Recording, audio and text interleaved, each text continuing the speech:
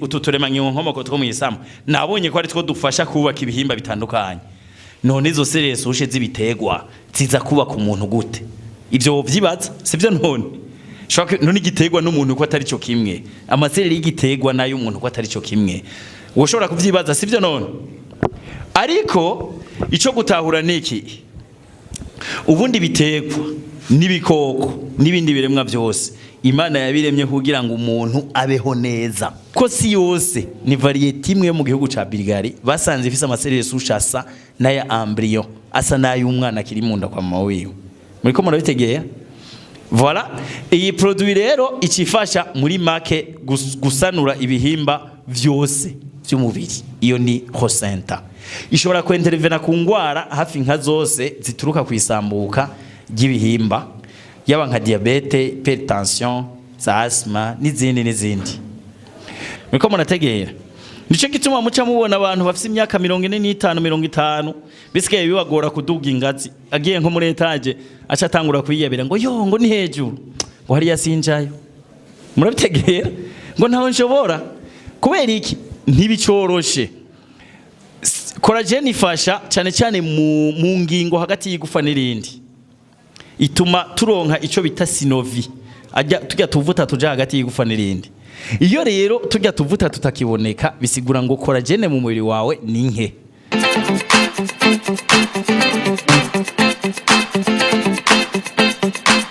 Iyo ribonetse haba habaye ico bita gusama imbanyi. Hanyuma iyo mbanyi ica yevoriwa. Imbanyi iri kirevoriwa hatangura kuboneka utuntu tumeze nk'utugitubiri. Mugabo nivyo bita mu Gifaransa nukuvuga nuduserere tubiri. Haba habaye ikintu bita mitose, nukuvuga kwigabura kwa kano kakavamo tubiri. Hanyuma dutanga tune, utwo tubiri tumwe. Vuga tuguma twigwiza kabiri. Bikabandanya gushikaho tuzosanga dufise urunyigimbe rwinshi guturemangingo. Runo runyigimbe nitwo baca bita serire sushe canke mu Kirundi uturemangingo nkomoko two mwisama. Kubera iki bavuga ko ari nkomoko? Ni kubera ari two dukomokamwo uturemangingo twose tuzokubaka bino bihimba mubona dufise. Murabitegera? Aha rero tuno duca dutangura guhingura uturemangingo dusanzwe bita serire fonctionnelle.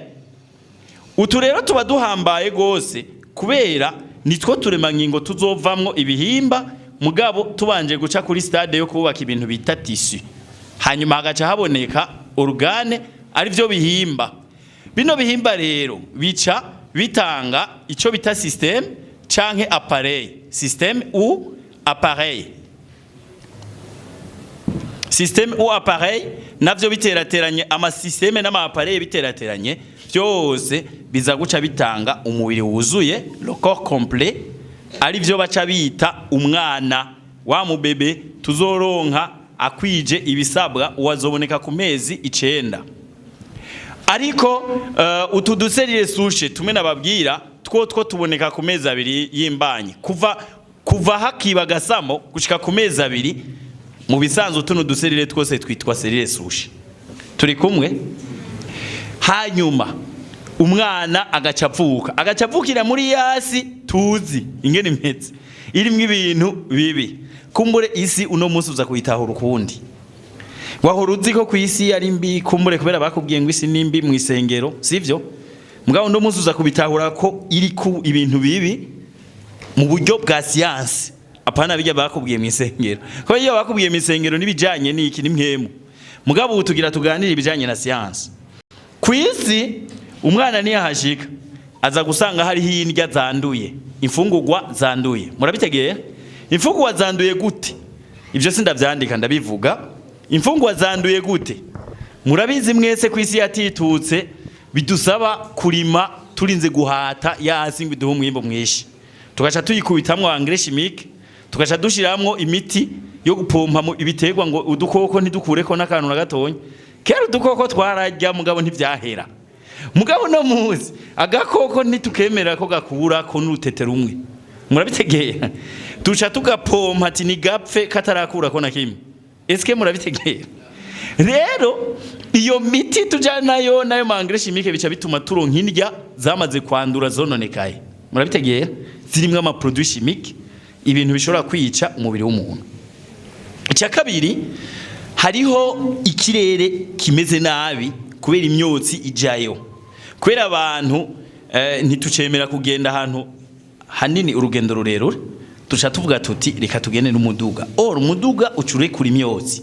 Ntimurabibona? Urarekura imyotsi kandi ijya myotsi tugaruka kuyinjiza mu mubiri wacu iyo turiko turinjiza impwemu. Murabifata? Hanyuma ikindi naco na wa mwimbo w'ivyo kurya iyo ubonetse duca tuwutwara mu ihinguriro ngo ntibibore. Tubitwaye babihingure baca bakubitamwo ama produits chimiques. Kandi najya hinguriro kubera rirakoresha ibintu vy'imicanwa no kuvuga biratumura imyotsi. Amahinguriro acatumura imyotsi iza kutwononera.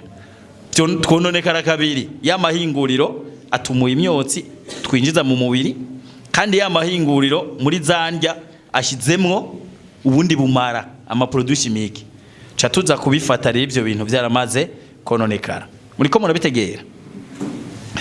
Ibindi ni ubuhinga mubona turiko turakoresha nk'ubu sinoshobora kuvuga ntakoresheje micro. Ariko iyi micro iri kiranshyiramwo ama onde electromagnetique. Ivyo navyo nyene biranyonona. Mugabo ndayikoresha kubera ntayikoresheje ntimwokumva. Murabitegera. Muri make n'ubuzima tugomba kubamwo nahari bubi. Tubizi ko bifise ububi bwavyo. Turi kumwe muri mwebwe hari umuntu yoba hata telefone. Biroroshe. Aha ndazi mwese murazifiza abaje ngaha. Sivyo? Iyo telefone itakaye wemera kupfumuraza abantu buza mugabo yigure. Muramaze kubitegera. Nukuvuga ngo uraheba ibindi byose ukagura telefone, ariko telefone iri mu bintu bifise imishwarara mibi yonona amagara yacu. No kuvuga ivyo byose biza gukora iki? Biza gukora ikintu bita destruction des cellules. Kusambuka kuturemangingo. Nukuvuga ubwo bumara bwose nagiye ndondagura babukarakteriza mu majambo abiri gusa bita radicaux libres. Les radicaux libres nubumara bwidegembya dushize mu Kirundi. Buno bumara akazi kabwo nukugira iki? Nukudetruiza amaselile, destruction des cellules. Destruction des cellules. Iyo amaselile abaye détruite mubirabe neza izi selile zirapfuye. Sawa? Za selile fonctionnelle zirapfuye. Mbega tisi zizobandanya zikomeye. Ko selile arizo ziwubatse tissu bizoca bigenda gute kuri tissu? Nazo zisha zitakaza ubushobozi, sivyo? Tisi zononekaye, mbega ibihimba bica bigenda gute? Bica vyononekara navyo. Uca usanga ijisho urifise mugabo kubera ryubatswe n'amatisi yapfuye yononekaye riraba rihari mugabo ntiribone. Murabitegera. Nani mubona abantu bambaye amarori bari ngaha ko amaso bayafise. Muga nabona bakuye ayo marori bica byanka. Murabitegera. Muriko murabifata. Uca usanga umutima uwufise mugudakora neza. Muriko murabitegera. Umutima urashobora kuba uwufise mugabo ufise insuffisance cardiaque. Donc wa mutima naho ufise ntukora, ntutera amaraso neza. Muriko murabifata. Amafigura yafise ariko ntayungurura amaraso neza. Muriko murabitegera. Nuko bigenda. Pancreas urayifise ariko diabete muri kumwe kubera iki? Ya pancreas amaselile yigize yarapfuye. Ntashobora kugira guhingura insuline ikwiye. Uca usanga uronka insuline idakwiye kubera iki? Ya pancreas yawe ifise insuffisance kubera amaselile ntakwiye. Hari yapfuye menshi kandi atasubirijwe. Muriko murabifata. Naho hava ingwara zitandukanye. Aho natanze uburorero gusa ariko ingwara zo ni nyinshi. Muri make ziriya ngwara zose bababwira ngo ntizikira ngo nugupfupfa haza gusa ni kubera zituruka ku maselile yapfuye ntasubirizwe. Lino shira hamwe ro Dynes Global rizanye ubuvuzi bushasha bwitwa thérapie cellulaire canke médecine régénérative bishingiye mu gusubiriza amaselile aba yarapfuye. Muriko murabitegera. Gusubiriza amaselile aba yarapfuye. Kubera ko ingwara hafi nka zose bita maladie chronique hafi nka zose zituruka kwisambuka ry'uturemangingo. Dynes Global nayo yaciye ituzanira solution canke igisubizo kuri izo ngwara yicitwa thérapie cellulaire canke médecine régénérative. Murabitegera nuko bimeze. None mbega iyo médecine ishingiye kuki? Ishingiye kuri cellule souche. Ico bita cellule souche mugabo d'origine végétale. Cellule souche végétale. Woshobora kwibaza ibibazo uti mbega cellule souche végétale egome nabonye ko cellule souche z'abantu za cellule souche embryonnaire izi ututurema nkomoko two muyisamo nabonye ko ari two dufasha kubaka ibihimba bitandukanye. None izo cellule souche z'ibitegwa ziza kubaka umuntu gute? Ivyo vyibaza sivyo? None igitegwa n'umuntu ko atari cyo kimwe, amaserere y'igitegwa nayo umuntu ko atari cyo kimwe. Woshobora kuvyibaza sivyo? None ariko ico gutahura niki, ubundi bitegwa n'ibikoko n'ibindi biremwa byose Imana yabiremye kugira ngo umuntu abeho neza. Ico muragifata? Nta kindi yabiremeye atari kugira ngo umuntu agire ubuzima bwiza. Rero mu bitegwa Imana yagiye ishiramwe ibintu umubiri wacu ukeneye. Reka ndabaha akarorero koroshe kaza kukwereka ingene cellule souche z'ibitegwa zishobora gushika mu mubiri w'umuntu, hanyuma zigaca zituma amaserere souche y'abantu asubira kugwira, hanyuma ibihimba vyiwe bigasubira kubakwa gushasha, hanyuma bigakora neza, umuntu agaca agira amagara meza. Ndabakarorero kamwe. Vitamine A muhora muyumva bayivuga sivyo? Vitamine A iyo umuntu ayibuze kenshi aba nutritioniste canke abaganga muri rusangi baca bamubwira bati urazura rya makaroti na cyane cyane uzora yaryo hekenye adatetse, siko baca babwira. Mugabo ikaroti cyane nigeze gukora muri laboratoire y'ivyi ibintu vya nutrition, donc iraba ikiribwa kanaka bikigize ingaburo zirimwo, narigeze kuyikoreramwo, nari umustagiaire, ariko iyo laboratoire twarashobora gupima nk'ikaroti mugabo nta vitamine A twasangayo.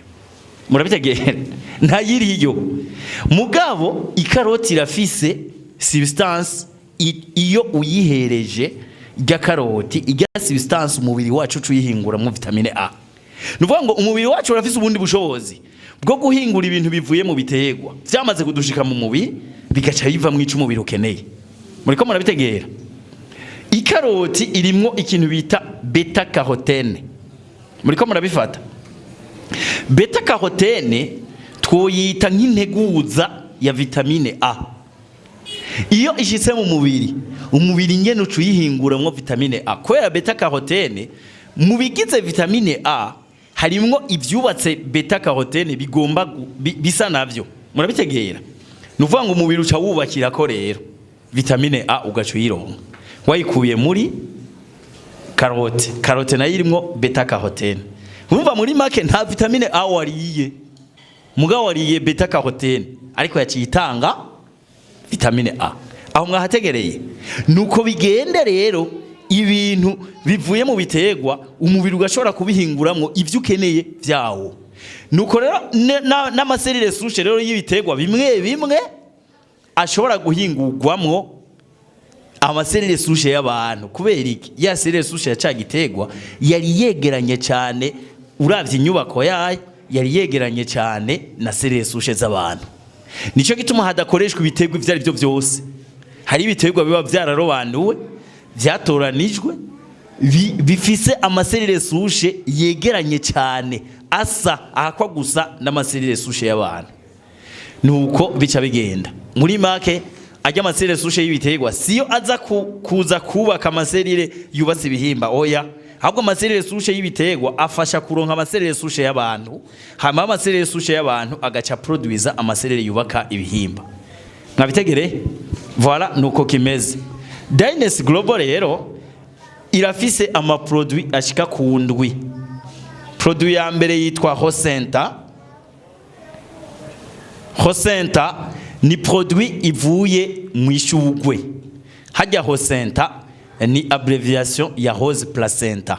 Nukuvuga ivuye muri placenta y'ishugwe gitwa rose. Turi kumwe kujya abantu bagira ingovyi burya n'ibitegwa bigira ingovyi. Muriko murabitegera muravye ingovyi y'umuntu ingene umwana yikuriramwo ibizomugaburira ibizomwubaka byose bikabera indani mu ngobyi. Hanyuma iyo ngobyi kazosohoka umwana avuye mu nda, bisigura ngo ijya ngobyi yari ifise akamaro kadasanzwe mu mbanyi. Muriko murabitegera n'ingobyi rero y'ibitegwa na yibirimwo selile souche. Muriko murabifata rero nico gituma Dainas yubakiye kuri placenta. Ibi bisobanura rose placenta, ni placenta yiki y'ishugwe bita rose. Iyo rose si rose yari yo yose, ni variete imwe yo mu gihugu ca Birigari. Turi kumwe kama rose no ngaharuzuye mbwa ntiwoca utora ngo ahanda rose selile souche ntibikunda, kuko si yose ni variete imwe yo mu gihugu ca Birigari basanze ifise amaselile souche asa n'aya embryon, asa n'ay'umwana akiri mu nda kwa mama wiwe. Muriko murabitegera voilà. Iyi produit rero ikifasha muri make gusanura ibihimba vyose by'umubiri. Iyo ni Rosenta. Ishobora kwentervena ku ngwara hafi nka zose zituruka kwisambuka ry'ibihimba, yaba nka diabete, hypertension, asthma n'izindi. Hanyuma hariho iyindi produit, kubera mu Kirundi murabizi bavuga ngo imiti ikoranye, sivyo none bajya bazokuru hajya bari bazi ubwenge, bari bazi yuko hari imiti utegerezwa kugira gufatanya kugira ishobore gukiza umuntu. Muriko murabitegera ari umuto bishobora mugabo gasho usanga ufatanije bica vyoroha. Hari yindi produit yitwa AC Guard. Aha rero ahanini nshaka mwumve kano kantu quad. AC Guard ni kivuye mu kugarda, gucunga umutekano. Iyo bavuze bati ujya mu ntara afise abagarde corps baca mu gicongereza bavuga bodyguard, sivyo? Babita ba bodyguard. Nukuvuga ijya nayo ni arme yo kukingira amagara y'umuntu. Turi kumwe ifasha hanini ku bintu bijanye na immunity, kuduza igisoda. Aha noshobora kuvuga igisoda, kuduza igisoda kikaba cinshi, hamwe ingwara zije zisanga hari kimyugariro ntizinjira. Muriko murabifata hari ahantu kantu bahora bakunda kuvuga ngo naraye ntugaye ngo bantwaye umuhoro n'isuka, agaca bijura ngo barakabigutwara wambwawe ngo nakare warayutukaye. Murabitegeye urumva utashize ko imyugariro nyine ingwara yahaza kandi irinjira. None sibyo, none urayutugaye ugomba bigende gute? Igisuma kirinjira. Muriko murabifata. AC Guard rero ni igisirikare gikomeye, nayo nyene igizwe n'amaselile souche. Yo yigizwe n'amaselile souche y'ikindi gitegwa mu Kirundi bacita mugabo utegerwa, kirahari narakibonye ngaha mu Burundi. Mugabo mu izina rimenyerewe cyane bacita cactus, ku buryo naho ugenda mu yandi mahanga uvuze cactus baca bakimenya. Turi kumwe. I produit ya gatatu bayita Urbanisme ni produit ifasha gusukura umubiri, bwa bumarana dondagura buva mu byo turya, byo tunywa canke mu mpwemu, byose bica bikugwayo na urbanisme. Ikora igikorwa bita detox, kudesintoxika umubiri, gukuramwo bumara mu mubiri. Muriko murabitegera ikindi gikorwa urbanisme ikora, irashobora gukura mu mubiri ibinure by'ubwoko bubi, ikazibura nko mu mitsi ahantu haba hararundanye ibinure by'ubwoko bubi. Muriko murabitegera turi kumenya yemwe nuko iyi ni urbanisme. Iyi nk'abajya baba bafise ubuvyibuhe bubaremereye bubabaje, ugasanga umuntu ntaciterura ingazi ntaziduga kubera ubunini bwiwe, afashe ijya urbanisme bica bigenda neza. Turi kumwe nuko. Hanyuma ubwa kane hariho produit yitwa collagene. Produit yitwa collagene ni produit nziza cyane, ifasha cyane cyane abantu bariko barakura. Iyo umuntu akiri muto kugera ku myaka 25 umubiri we uba ugifise ubushobozi bwo kwihingurira collagen, ariko amaserire ahingura collagen apfa kare. Kuva ku myaka 25 uca usanga ata collagen ikwiye ushobora kuronka mu mubiri. Muriko murategera? Nico gituma muca mubona abantu bafise imyaka 45 50 bisigaye bibagora kuduga ingazi, agiye nko muri etage aca atangura kwiyebera ngo yo ngo ni hejuru, ngo hari yasinjayo. Murabitegera? Ngo ntaho nshobora. Kubera iki? Ntibicoroshe. Collagen ifasha cyane cyane mu ngingo hagati y'igufa n'irindi. Ituma turonka ico bita synovie. Tujya tuvuta tuja hagati y'igufa n'irindi. Iyo rero tujya tuvuta tutakiboneka bisigura ngo collagen mu mubiri wawe ni nke. Ni nke kubera iki? Amaserera yihingura ntayakihari. Yaragabanutse ku rugero runini. Muko murabitegeye? Hanyuma collagen kandi iratuma amagufa yacu akomera kubera hariho agakushe gakingira amagufa bita cartilage nako gahingurwa muri collagen. Muriko murabitegera? Ikindi collagen ikora ni ukutuma umubiri wacu usa neza. Iyo umuntu afise imyaka 25 muramaze kubibona, iyo niyo myaka kenshi abakobwa bareshwa. Sinzi ko mwari mubizi. Iyo myaka uyirengeje batarakuresha amahirwe ateragabanuka. Umaze kuyirenza ntahava aca yiranda. Keshi abapasiteri babwira ko wawa hari nta kibazo. Sivyo? Mugabo abagabo natwe dukunda ikijisho niyo ngorane. Niyo ngorane. Urumva ijisho rimaze gutangura kukuraba ntirishime. Ingorane kiba ndende. Mugabo imyaka 25 umuntu amaze kuyirenza ubwiza butera bugabanuka. Aho simvuza abakobwa gusa natwebwe abagabo nuko bimeze. Uteruga uzo wiraba ifoto uko wasa kuri 25 sikusa uno musi, kandi ntiwateye uba mwiza, wateye uba mubi. Ivyo murabitegera? Ni kubera iki? Collagen ni ituma abantu basa neza, bagira kabiri karemvye, gakweguka, kari elastike. Muriko murabifata? Rero sikosa ryawe niko bimeze, niko kiremwa muntu kimeze. A partir ya 25 collagen iragabanuka, kandi nta kosa ubufise niko bimeze. Muriko murabitegera? Vyasaba rero ufate produit collagen ituma ugarukana kumera neza nyene. Ikindi kigeretseko imishatsi. None abafaso niko bakunda imishatsi cyane cyane, mbwa hajya naho bayikunda keshi nezera twebwe abagabo. Sinzi ko mwari mubizi. Hey, urumva mutagize umushatsi mwiza ntituryoheko. Murabitegera?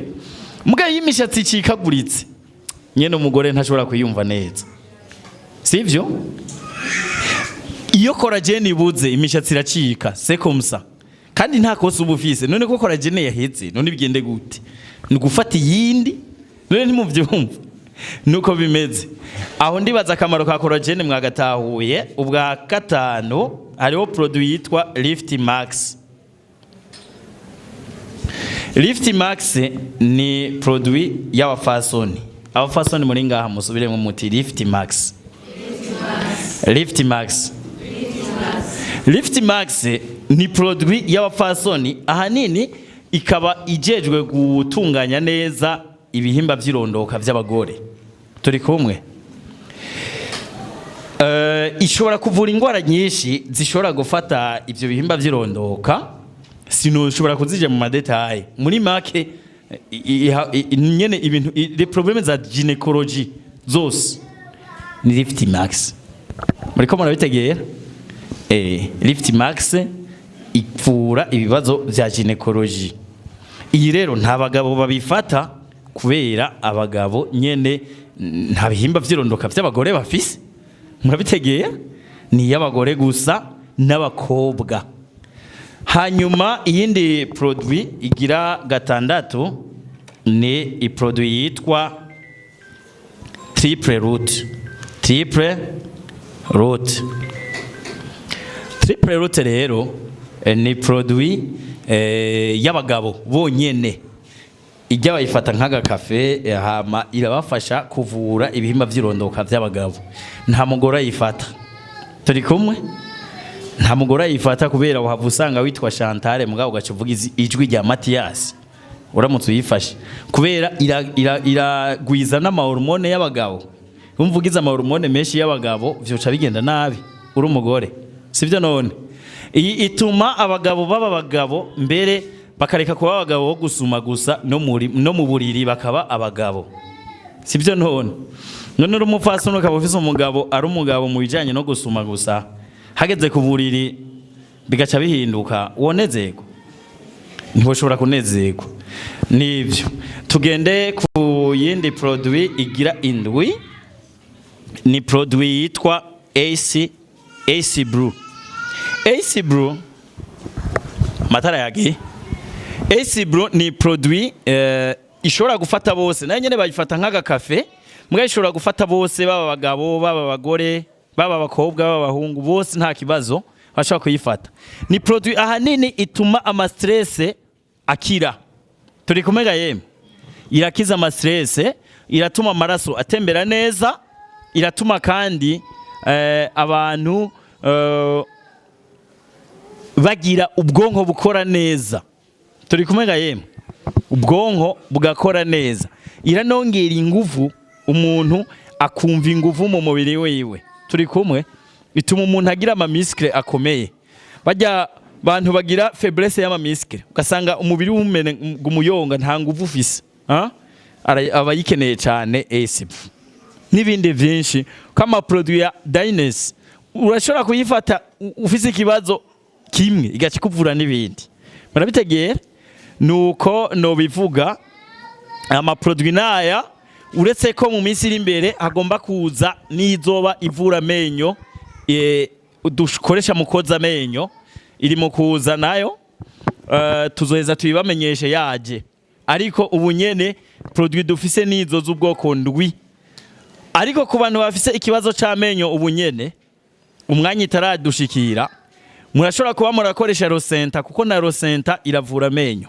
irafasha abantu bafise ikibazo c'amenyo mugabo kugira nayo nyene kugira ikore neza ngo cifatanya na collagen kubera hajya iryinyo rigizwe n'ivyunyunyu calcium cyane cyane na phosphore iyo rero umuntu adafise collagen ikwiye bijya vyunyunyu ntibifatana neza ko collagen niriya ikora nka bujya kwisima irafatanya rero ufashe nka Rosenta na collagen ibibazo vy'amenyo urashobora kubitorera umuti abafise ibibazo vy'amenyo nuko rero nivyo nanifise ndabasangiza mani bahezagire